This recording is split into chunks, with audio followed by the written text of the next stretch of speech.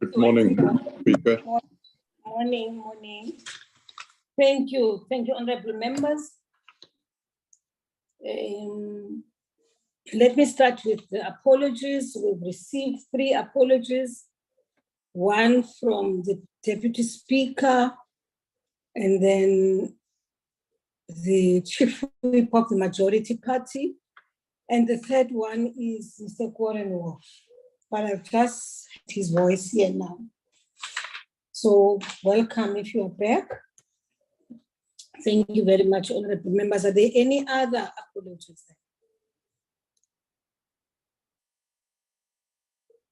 None.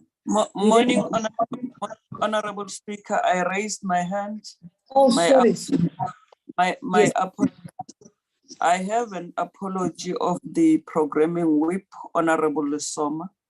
Should not be joining the meeting today. Thank you very much, Honorable. Thank you very much. Thank you very much, Deputy Chief Whip. Honorable Korenhoff? Speaker, I'm in the meeting. Thank you. Yes. Thank you very much. Then we proceed to deal with the items on the agenda. Are we happy with the agenda as it is?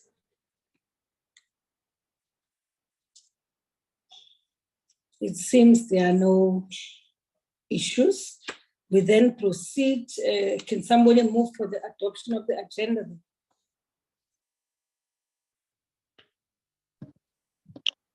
I move, Madam Speaker. Thank you very much, Mr. Ntombela. Then we proceed. Any seconder? I second, second. Madam Speaker. Thank you, Honorable Hakude.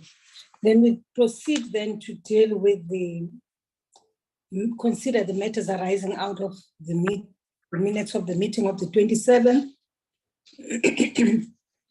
As far as I'm concerned, there is one item which I have identified, which is a matter arising, which is not a matter for discussion right now. And that matter is the processing of the Zondo Commission report. And I repeat that this report will be discussed at the Rules Committee on Friday, which is tomorrow, 4th of November. So tomorrow we will have a discussion on how we process this report. Remember that we've had a technical team which has been dealing with these matters even before we received the plan of action. So we will then be guided by that committee on how to proceed. But of course, honorable members will also have an opportunity then to talk to the issues. That is the only item which I have identified here as a matters arising, which I thought I should report on, honorable members. Honorable Speaker. Yes, Mr. Castle. My apologies, I should have raised this. We have not yet adopted the minutes. And we've not adopted the minutes. I'm so sorry. my fault. Mamuroto, can you move for the adoption of the minutes then? Thank you, Speaker. I was actually going to point to that. I move that we adopt the minutes. Thank you. Thank you very much. Seconders? I second, Chairperson, Speaker. Thank you, Honorable Singh. We then, we've dealt with matters arising. Is there any other matter arising out of the minutes which members would like to raise or comment on? Memoroto? No, thank you, Speaker. It's just, I think, the conclusion on the matters arising as in page 2 of the minutes, where we talked about the consideration of reports emanating from Parliamentary Group on International Relations. The agreement at the last 2, that's not what we agreed upon. I think we agreed on the processes that it must follow. And it was also outlined by the programming whip as to where we are. We explained the process. It's not supposed to go to the chief whip as it's put on the minutes. Thank you. Thank you very much, Memoroto. lower your hand then, honorable members. Any further hands? None. We then, Ms. Mbulele? Ma'am, we will certainly correct that, except to just clarify that when the House Chair was presenting, he did say that these matters had gone through the PGIR. And so the sense was that before they are now engaged with here in the NAPC, they should go through the Chief Whips Forum initially. But we will certainly just to reflect correctly as Honorable Boroto says. Thank you. Thank you very much, Mr. Castle. Honorable members, we then proceed we dealt now with the matters arising out of minutes. We now proceed to deal with the report by the committee section, and that report will be presented to us by Ms. Nombula Kiba. Thank you, Madam Speaker. Good morning to all the honorable members as well as my colleagues. Madam Speaker, my report will start on slide number 2, the report on bills before committees. I have a summary on slide number 2 of the total number of bills before NA committees, which is 35 bills and 2 budget instruments, 8 other matters and 4 petitions. Moving to slides number 3 and number 4, those 2 slides, Madam Speaker, only reflect the MTBPS instruments and all the dates by when the committees intend to finalize their work in line with the scheduling by the House. I'll move to slide number 6, the National Health Insurance Bill before PC on Health. That committee intends to finalize that matter on the 30th of November. Slide number 8. Slide number 8, the matter before the National Portfolio Committee on Forestry and Fisheries, National Field and Forest Fire Amendment Bill. That committee intends to finalize its work on the bill on the 2nd of September. On slide number 9, the Housing Consumer Protection Bill before PC on Human Settlement. That committee also intends to finalize its work on that bill on the 25th of November. We'll also note that that committee is currently here in the Western Cape finalizing their public hearings on that particular bill.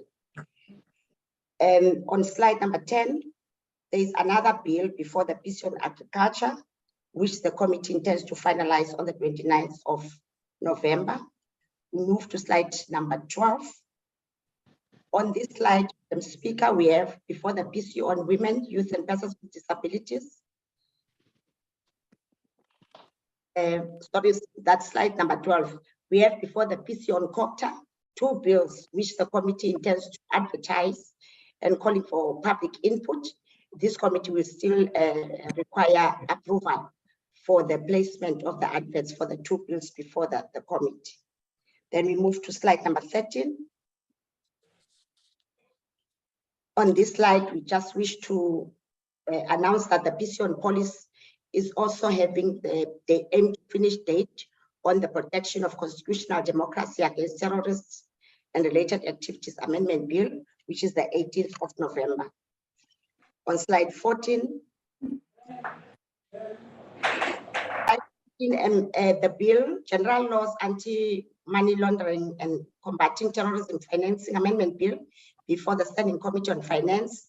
I wish to report here, Speaker, that the committee has revised its program in terms of the aim to finish date. The committee will no longer finish, and in fact, they have not finalized that work as per their planned program on the 2nd. They've a revised date by when they will finalize that particular bill. Then we move to slide number 15. No, slide number 15. Right, on slide number 15, we have the work of the joint committees, PC on Agriculture, as well as the PC on Employment on Labor, on the work that they have done, oversight on the living and working conditions of farm workers. The committees intend to finalize and adopt their joint program on the 4th of November. On slide, we move to slide number 17. On this slide, Madam Speaker, I wish to to also report that this committee will have a revised program. Initially, they were meant to finalize their work on the 31st of October. However, they've revised their program to reflect new dates and revised program for approval. And the next reporting slide will be number 18.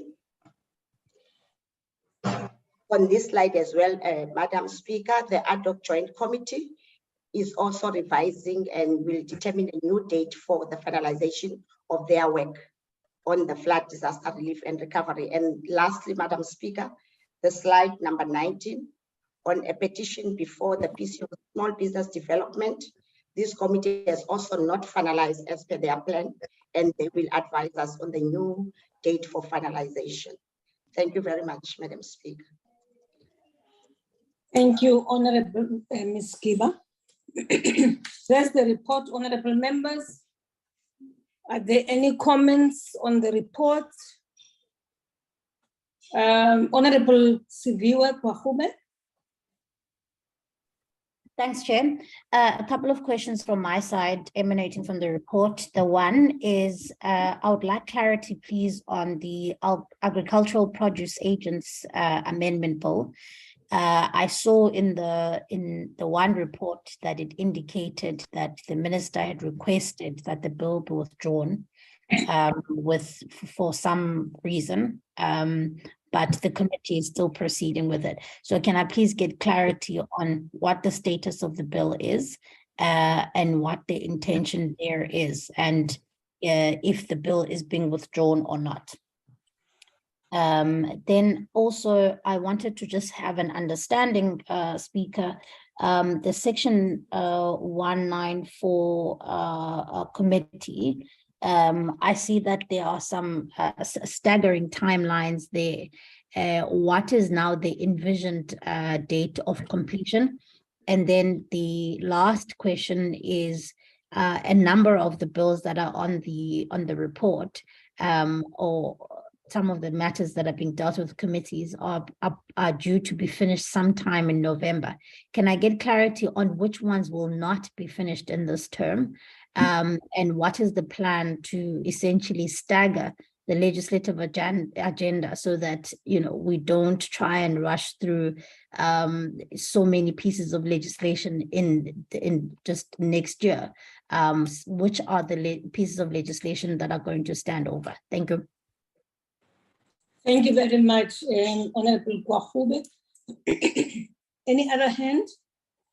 If none, Mr. Kasu, can I invite you to respond to the issues raised by Honorable Kwahube? Thank you, Madam Speaker. Just to indicate that on the withdrawal of bills, and just I'll speak to the principle, that a minister may withdraw a bill from Parliament in terms of the rules anytime before the second reading of the bill. So that is what could happen. But in terms of the specifics of this particular bill, I'll just need to get more information on that. Of course, we see the timelines on section 194, and the committee will obviously advise if it is able to meet those timelines. Just to say that the House did not give it any specific time frame in terms of dates, but the committee has the power to determine its working arrangements, and the committee itself has set these timelines. So it will be for the committee to advise the House in terms of how it hopes to finalize its business. On the legislative program, we will certainly present a report next week on what is doable this year, what is in terms of what is before the committees. But we just want to remind honorable members that the Speaker has written to the Leader of Government Business for a conversation on the legislative program between now and the time we adjourn for the next elections. So that conversation must still happen. But the matter is indeed receiving attention. But for those that are currently before committees, and in terms of what the implications are for this year, next week we'll give a report on that. Thank you. But I see the House Chair, ma'am, has his hand up as well. Yes, thank you very much, Mr. Kaso. I'm sorry, Honorable Frolick. I saw your hand after I had already given an opportunity to Mr. Kaso to respond to the issues. So you may now take the floor. No, good morning, Honourable Speaker, and also Chief Whips and colleagues on the platform. Madam Speaker, I largely concur with the report as Mr. Kaso has given it. Suffice to say that the report on bills is very detailed, and all of it is not presented in this meeting. I continuously interact with all the chairpersons to update their timeframes in terms of the processing of legislation. And that is why we can see that some of the bills are now being completed during November, with the understanding that there will be an attempt also to take those bills to the House before we adjourn at the end of the year. But in terms of specifics, Mr. Kaso is absolutely correct that the information is in the comprehensive report, but we'll be able to respond specifically to those ones come next week. Thank you very much. Thank you very much, Honourable Frolik. Honourable members, that was the brief report from Honourable Frolik and Mr. Kaso. I propose that we proceed to receive a report from the Bills Office from Dr. Mbata.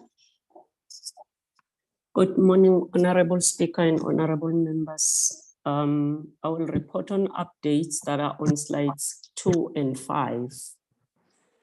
In slide 2, the Deeds Registries Amendment Bill was introduced yesterday, SB 28 of 2022, a proposed Section 75 bill. The bill was referred to the Portfolio Committee on Agriculture for further processing. And the next slide is slide number 5, where the sectional titles bill was passed by Parliament and sent to the President for assent as Act 13 of 2022. And its official second language is Afrikaans.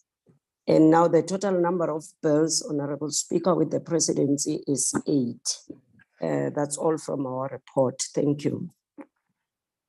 Thank you very much, Honourable members.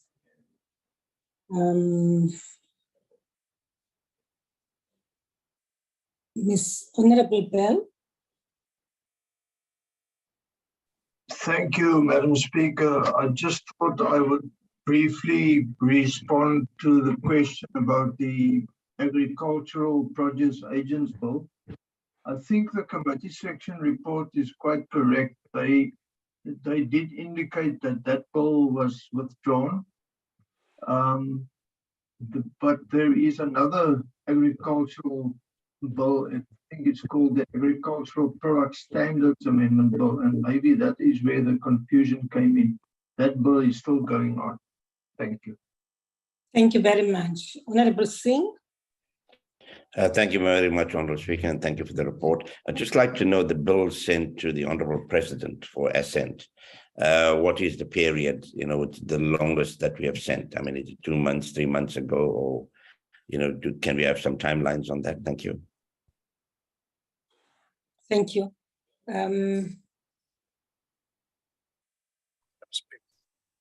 Honourable Gert. Thank you, Speaker. Just to respond to Honourable Singh, if I may. Yes, please.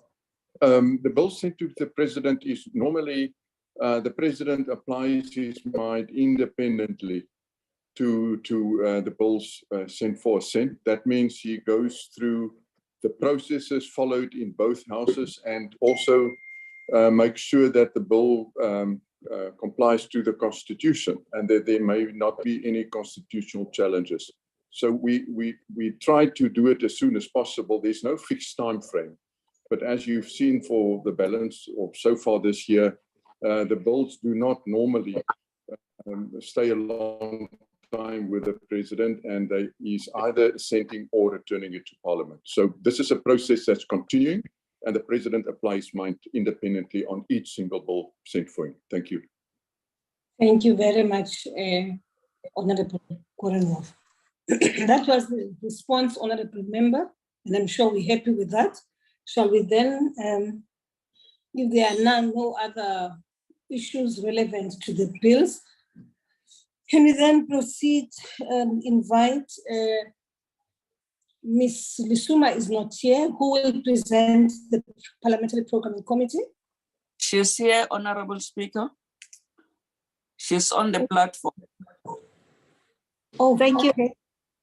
Okay, Ms. Suma, we had already received your apology. Okay. Thank you. No, thank you very much, Honorable Speaker and colleagues. If you may allow me not to switch on my video, I'm at the airport. Hence, the Deputy Chief Whip of the Majority Party placed my apology. But I will proceed and present the draft program. And thank you for the opportunity. Safe to say, Honorable Speaker and colleagues, is that not